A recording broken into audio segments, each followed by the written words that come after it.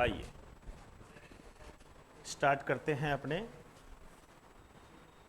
Current GK में। आज जो हम बात करने जा रहे हैं, एक अवार्ड के बारे में बात करने जा रहे हैं। मेरी बात को ध्यान से सुनना। एक तो ये है कि अब मैं अपना जो YouTube चैनल है, 2 चैनल है अपने। एक तो राकेश मेहरा जी के क्लासेस, ठीक है, एक RAS पाठशाला। इन दोनों को ही आप सब्सक्राइब कर लो। जिसने किया है वो बहुत बढ़िया है, नहीं किया है वो कर ले। ये मैं इसलिए कह रहा हूँ, जैसे ये जो RAS पाठशाला है ये विशेष रूप से साइंस को समर्पित है, केवल साइंस को। इसमें केवल साइंस की बात होगी और महत्वपूर्ण रूप से RAS की। कोई ऐसा तो नहीं सोचता कि जो RAS में साइंस के क्वेश्चन आते हैं वो SSC रेलवे में नहीं आते। ऐसी तो सोच नहीं है ना। इस प्रकार की घातक सोच मत रखना, ध्यान रखना। क्योंकि मैं जो स्टार्ट करने जा रहा हूं वो ये है कि जैसे अभी CET के एग्जाम हुए, ठीक है, मैं ताज़ा ताज़ा बात कर रहा हूं। अभी स्टेनो का एग्जाम हुआ था इसी सैटरडे को, ठीक है। ऐसे कोई एग्जाम,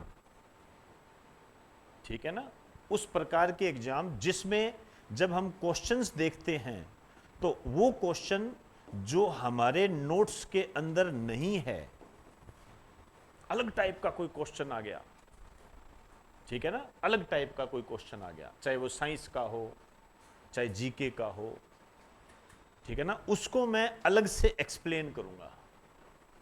कई क्वेश्चन मैंने देखे हैं CET के अंदर, बड़े शानदार क्वेश्चन, विज्ञान के क्वेश्चन, बड़े A1 क्वेश्चन। पूछने का तरीका भी उनका अलग है, तो उनको मैं लेके चलूंगा।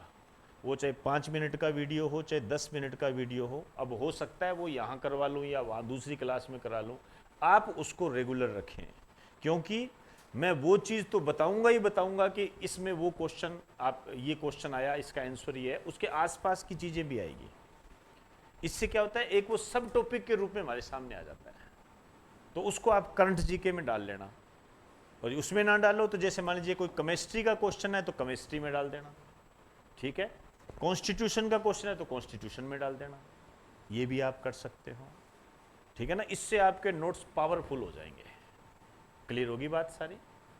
अब जो मैं स्टार्ट करने जा रहा हूं वो है, एक फिल्मों से संबंधित अवार्ड होते हैं। जैसे याद कीजिए, मैंने थोड़े टाइम पहले आपको राष्ट्रीय फिल्म पुरस्कार करवाए थे, याद आ रहा है? राष्ट्रीय फिल्म पुरस्कार, 17वें राष्ट्रीय फिल्म पुरस्कार आपको करवाए थे। 2022 की फिल्मों के लिए वो दिए गए थे। आटम वगैरह सर्वश्रेष्ठ फिल्म का दर्जा दिया गया था, ये हुआ था। उसी के तहत ही मैंने आपको ये जोड़ा था दादा साहब फाल्के अवार्ड। याद कीजिए, मैंने बताया था आपको मिथुन चक्रवर्ती को मिला है, ये भी 2022 का है, 17वें राष्ट्रीय फिल्म पुरस्कार के तहत।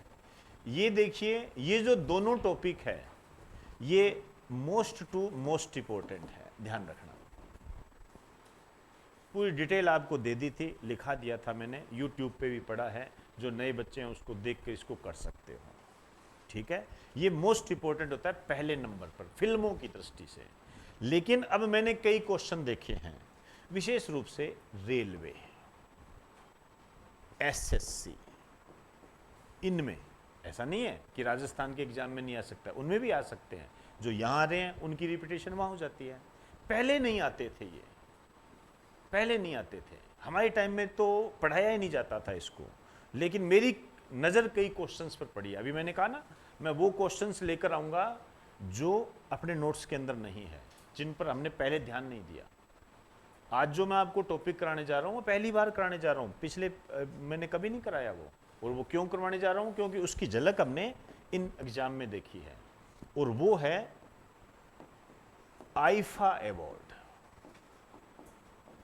आईफा अवार्ड, हाँ, वापस रिपीट कर दूं, यदि ये दोनों आपके सामने है तो मोस्ट टू मोस्ट इंपॉर्टेंट तो यही है, इसमें कोई किंतु परंतु नहीं है।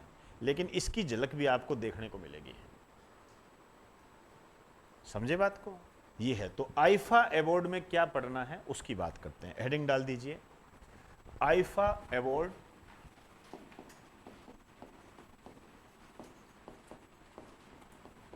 2024।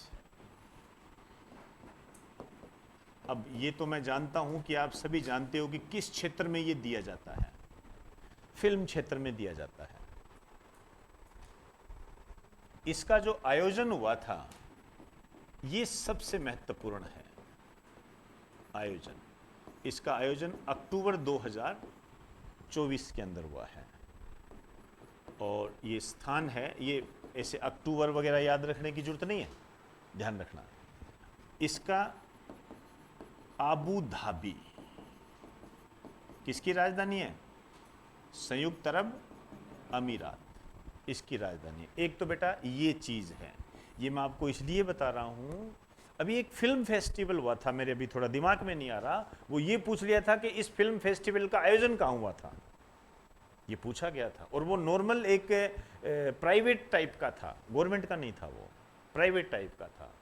ठीक है, जैसे ये गवर्नमेंट का नहीं है। अभी जो मैंने 17वें राष्ट्रीय फिल्म पुरस्कारों की बात की वो गवर्नमेंट देती है, भारत सरकार देती है, इसमें भारत सरकार का लेन देन नहीं है, ये तो अलग ही कोई अपने तरीके से करते हैं सारे। तो ये आबू धाबी में हुआ, ये ध्यान रखना ये, ठीक। आइए अब इसके अंदर क्या है, एक तो आपको ये ध्यान रखना है सर्वश्रेष्ठ फिल्म, चीजें तय होनी चाहिए आपकी, क्या पढ़ना है। लिस्ट आएगी बड़ी सी, वो नहीं पढ़ने। एक आपको ये पता होना चाहिए सर्वश्रेष्ठ अभिनेता, एक आपको पता होना चाहिए सर्वश्रेष्ठ अभिनेत्री। अब देखो, सह अभिनेता सह अभिनेत्री नहीं पूछे जाते हैं, ठीक है ना, नहीं पूछे जाते हैं। उनको फिर ज़्यादा जमावड़ा रखने की जरूरत नहीं है। कोई बहुत ज़्यादा पॉपुलर हो जाए वो भाई देखिए एक अलग बात होती है, वो तो फिर देखो सिस्टम थोड़ा अलग हो जाता है, ठीक है। लेकिन अभी वो मैंने इसमें ऐसी कोई चीज़ें देखी नहीं है, इसलिए ज़रूरी नहीं है वो। चले, अब ये सब एक तरफ है, लेकिन इसमें सबसे ज़्यादा किसको हाईलाइट किया गया? होता है ना भाई, पुरस्कारों में भी एक बड़ा हाईलाइट ज़्यादा होता रहता है कि इसको ये मिला। उस पुरस्कार का नाम है आउटस्टैंडिंग अचीवमेंट इन सिनेमा। यहां पे लिखिए outstanding achievement in cinema award. देखिए मेरी नज़र में, यदि आप मुझे कुछ मानते हो, ये सबसे महत्वपूर्ण है इनकी बजाय। हम जब देखते हैं ना इस न्यूज़ को तो थोड़ा सा अनुभव का होता है, हालांकि अनुभव की कोई सीमा नहीं होती है, अनुभव हमेशा कम होता है, लेकिन मेरी नज़र में ये ज़्यादा इंपॉर्टेंट है। और ये जो है जैसे सर्वश्रेष्ठ फिल्म 2024 का है, तो ये 2000 यहाँ पे आप लिख सकते हो 2023 की फिल्मों के लिए,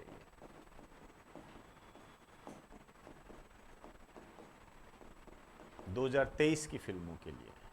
तो सर्वश्रेष्ठ फिल्म जो है इसमें है एनिमल, देखी होगी आप लोगों ने एनिमल फिल्म, ये सर्वश्रेष्ठ फिल्म है।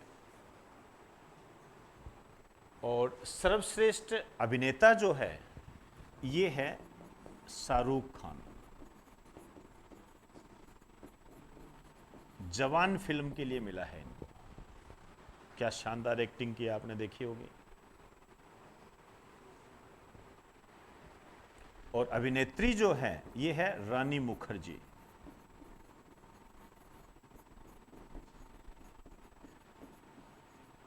मिसेज चटर्जी बनाम नॉर्वे। ये नहीं देखी होगी आपने, लेकिन ये फिल्म बड़ी अच्छी फिल्म है।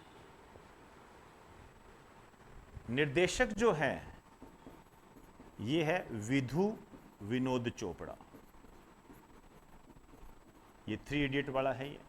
लेकिन ये जो इसको मिला है ये 12वीं फेल के लिए मिला है। क्या फिल्म बनाई है रियल में, क्या फिल्म बनाई है। यदि इस फिल्म को देखकर कोई पढ़ने ना लग जाए, 12वीं फेल फिल्म को देखकर यदि कोई पढ़ने ना लग जाए, तो बेटा तैयारी बंद कर देना, कोई काम धंधा तलाश कर लेना, वो कभी नहीं पढ़ पाएगा, कभी नहीं पढ़ पाएगा वो। इतना मोटिवेशन है इस फिल्म के अंदर।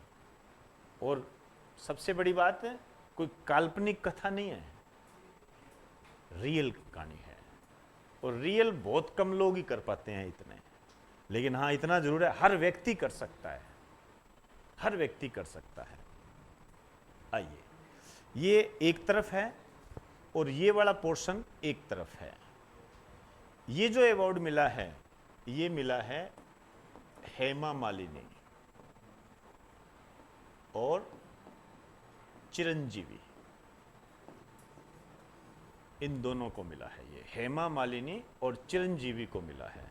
तो मेरी नज़र में एक क्वेश्चन ये मेरे लिए इंपॉर्टेंट है, एक ये इंपॉर्टेंट है, कहाँ हुआ आई5 अवार्ड का आयोजन, कहाँ हुआ, ये ज़्यादा पूछने के चांस होते हैं। और मेरे हिसाब से आप एनिमल वगैरह और बहुत सारी चीज़ें हैं। सर्वश्रेष्ठ नकारात्मक भूमिका के लिए बॉबी देओल को चुना गया एनिमल फिल्म के लिए, ऐसी बहुत सारी चीज़ें हैं। ठीक है, वो रहने दीजिए आप, कोई बड़ी बात नहीं है। ठीक, चलिए जी, इसके आगे की बात कल करेंगे।